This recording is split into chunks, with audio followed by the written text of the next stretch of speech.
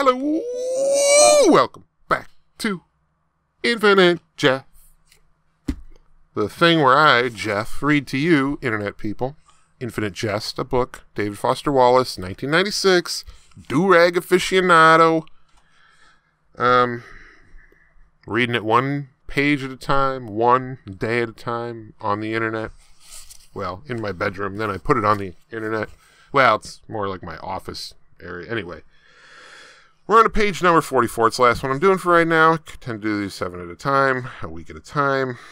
So, here we are, page 44.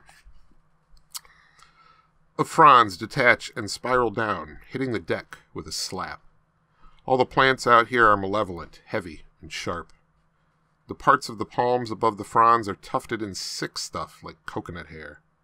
Roaches and other things live in the trees. Rats, maybe. Loathsome high-altitude critters of all kinds. All the plants are either spiny or meaty. Cacti in queer, tortured shapes. The tops of the palms like Rod Stewart's hair from days gone by. Orrin returned with the team from the Chicago game 2 nights ago, red-eye.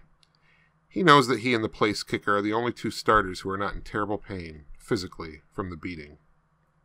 The day before they left, so like 5 days ago, Orrin was out by himself in the jacuzzi, by the pool, late in the day, caring for his leg, sitting in the radiant heat and bloody late-day light with the leg of the jacuzzi, absently squeezing the tennis ball he still absently squeezes out of habit, watching the jacuzzi funnel and bubble and foam around the leg, and out of nowhere, a bird has all of a sudden fallen into the jacuzzi, with a flat, matter-of-fact plop.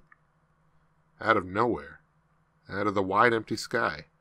Nothing overhung the jacuzzi but sky. The bird seemed to have just had a coronary or something in flight and died and fallen out of the empty sky and landed dead in the jacuzzi, right by the leg. He brought his sunglasses down under the bridge of his nose with a finger and looked at it. It was an undistinguished kind of bird, not a predator, like a wren maybe. It seemed like no way could it have been a good sign. The dead bird bobbed and barrel-rolled in the foam, sucked under 1 second and reappearing the next, creating an illusion of continued flight. Orrin had inherited none of the mom's phobias about disorder, hygiene. Not crazy about bugs, though. Roaches. But he just sat there squeezing the ball, looking at the bird, without a conscious thought in his head. By the next morning, waking up, curled and entombed, it seemed like it had to have been a bad sign, though. Orrin now had to get the shower so hot, it's to where he can just barely stand it. The condo's whole bathroom is done in this kind of minty yellow tile he didn't choose. Maybe chosen by the free safety who lived here before the Cardinals sent New Orleans the free safety, 2 reserve guards, and cash for Orrin Incandenza, punter.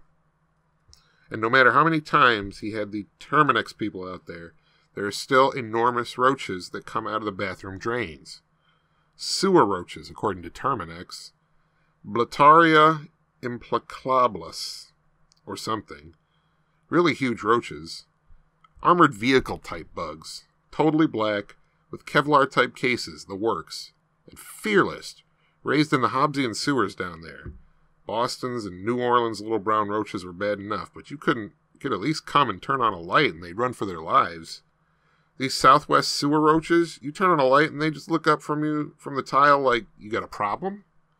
Orrin stomped on one of them, only once, that had come hellishly up out of the drain in the shower. Then we'll have to find out next time what he did with that roach, or what happened when he stomped on it. It doesn't sound like it was good if it was the only time, but I have put my bookmark in my book.